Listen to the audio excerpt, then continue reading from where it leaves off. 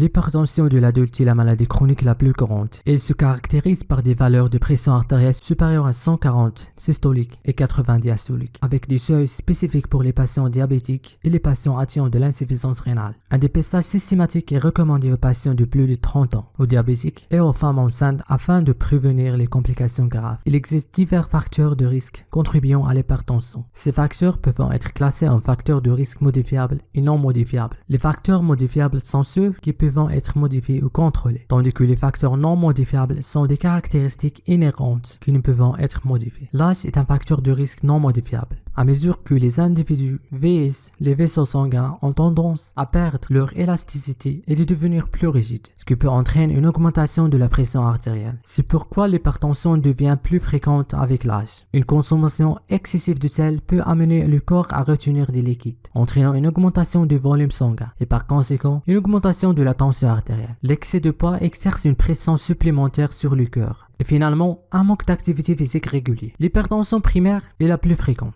tandis que l'hypertension secondaire peut être causée par d'autres conditions médicales et peut bénéficier d'un traitement spécifique. La pathogénèse de l'hypertension implique plusieurs facteurs, notamment l'augmentation du débit cardiaque, qui correspond à la quantité de sang pompé par les ventricules, et la fréquence cardiaque. Une dysrégulation dans l'élimination du sodium par les reins, une surproduction de substances vasoconstrictrices telles que les hormones associées au système rénine-angiotensine-aldostérone peuvent entraîner une constriction des vaisseaux sanguins et une résistance accrue au flux sanguin, ce qui conduit à une élévation de la pression artérielle, une diminution de la sécrétion de substances vasodilatatrices, une augmentation de l'activité sympathique, des anomalies structurelles de la système vasculaire telles que le rétrécissement des artérioles. L'hypertension secondaire peut résulter de causes rénales telles qu'une maladie rénale chronique ou une insuffisance rénale, des causes vasculaires affectant les vaisseaux sanguins telles que la sténose de l'artère rénale, les causes endocriniennes y compris l'hyperaldostéronisme primaire qui implique une production excessive de l'hormone aldostérone qui entraîne une rétention du sodium et une perte de potassium, contribuant ainsi à une élévation de la pression artérielle. Le syndrome de Cushing caractérisé par une production excessive de cortisol, le syndrome d'apnée du sommeil qui peut provoquer des épisodes répétés de faible niveau d'oxygène et des pics de pression artérielle ultérieurs dus à une activité accrue du système nerveux sympathique. Des causes iatrogènes comme certains médicaments comme les corticostéroïdes et les contraceptifs ostroprogestatifs, ainsi que les médicaments sympathomimétiques. En plus de ça, il existe des causes toxiques telles que l'alcool et la cocaïne. L'hypertension et la grossesse seront abordées séparément en raison de leur complexité. Comment faire le diagnostic d'un patient souffrant de l'hypertension? Lors de l'évaluation initiale, des mesures systématiques de la pression artérielle sont effectuées pour des groupes spécifiques, notamment les patients de plus de 30 ans, les diabétiques et les femmes enceintes. L'hypertension peut être indiquée par des signes neurosensoriels comme des maux de tête, des bourdonnements ou des acouphènes qui font référence à la perception de son dans les oreilles ou dans la tête sans aucune source sonore externe. 3 méthodes de mesure sont utilisées pour mesurer la pression artérielle. Premièrement, les mesures cliniques. Le patient est positionné en position semi-assise ou allongée pendant au moins 5 minutes et la tension artérielle est mesurée dans les deux bras, répétée plusieurs fois au niveau du cœur. L'hypertension est diagnostiquée si les valeurs de la tension artérielle sont égales ou supérieures à 140 systolique ou 90 diastolique.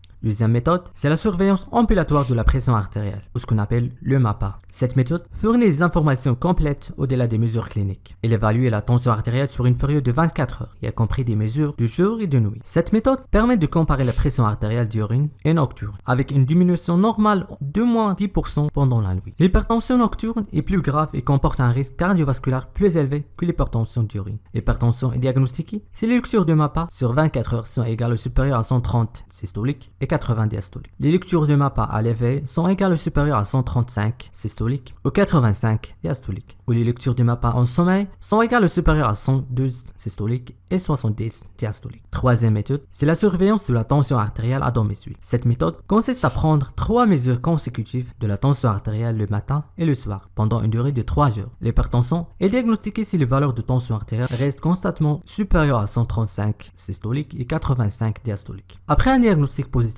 l'hypertension est classée en 3 grades en fonction des niveaux de pression artérielle. Premier grade contient les patients qui ont une tension artérielle systolique entre 140 et 159 ou la pression artérielle diastolique entre 90 et 99. Deuxième grade où la pression systolique est entre 160 à 179 ou la pression diastolique entre 100 et 109. Troisième grade et finalement, l'hypertension est considérée comme sévère si la pression systolique est supérieure à 180 ou la pression diastolique est supérieure à 110. On parle maintenant de complications de l'hypertension artérielle. L'hypertension, si elle n'est pas contrôlée, peut entraîner des diverses complications affectant divers organes et systèmes du corps. Au niveau cérébral, l'hypertension augmente le risque de développer des maladies cérébrovasculaires, d'accidents vasculaires cérébrales ischémiques et d'autres complications. Au niveau des yeux, la rétinopathie hypertensive est une affection caractérisée par des lésions des vaisseaux sanguins de la rétine de l'œil, entraînant des problèmes de la vision et dans les cas graves, même une perte de la vision. Au niveau cardiaque, l'hypertension exerce une pression supplémentaire sur le corps, ce qui entraîne plusieurs complications cardiovasculaires. Ceci incluant l'angine de poitrine, l'infarctus du myocarde, dû au blocage de flux sanguin vers les muscles cardiaques. En plus, l'hypertrophie ventriculaire gauche et l'insuffisance cardiaque, ou l'incapacité du corps à pomper le sang effectivement.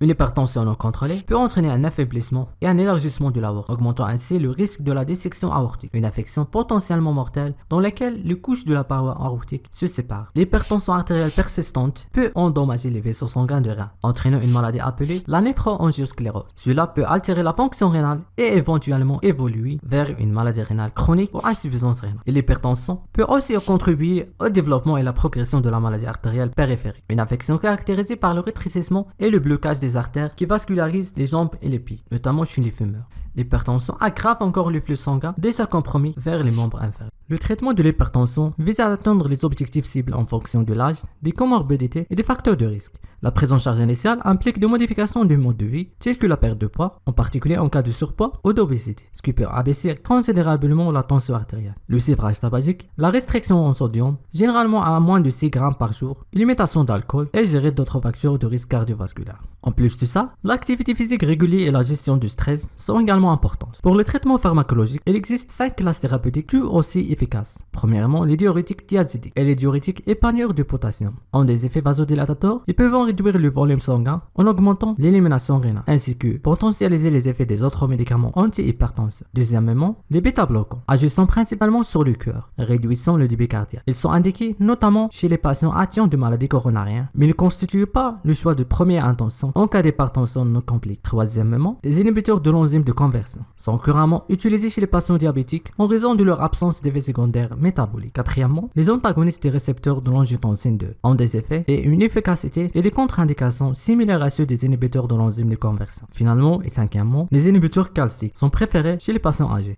Les indications de traitement dépendent de l'évaluation de risque cardiovasculaire. Les patients à faible risque commençant par des modifications de leur mode de vie uniquement. Les patients à risque modéré recevant des modifications de leur mode de vie pendant 3 mois. Et les patients à haut risque nécessitant des modifications de leur mode de vie ainsi qu'un traitement pharmacologique. Le traitement doit commencer par une monothérapie en première intention. Si la tension artérielle reste élevée après 1 mois, un traitement combiné peut être envisagé. Cependant, une thérapie combinée peut être initiée plus tôt chez les patients présentant un risque cardiovasculaire élevé. En cas d'échec de traitement combiné, une trithérapie avec au moins un diurétique est recommandé. Si l'hypertension reste incontrôlée, malgré une trithérapie, on parle de l'hypertension résistante. Dans ce cas, une dénervation rénale par radiofréquence peut être envisagée. Merci et à bientôt.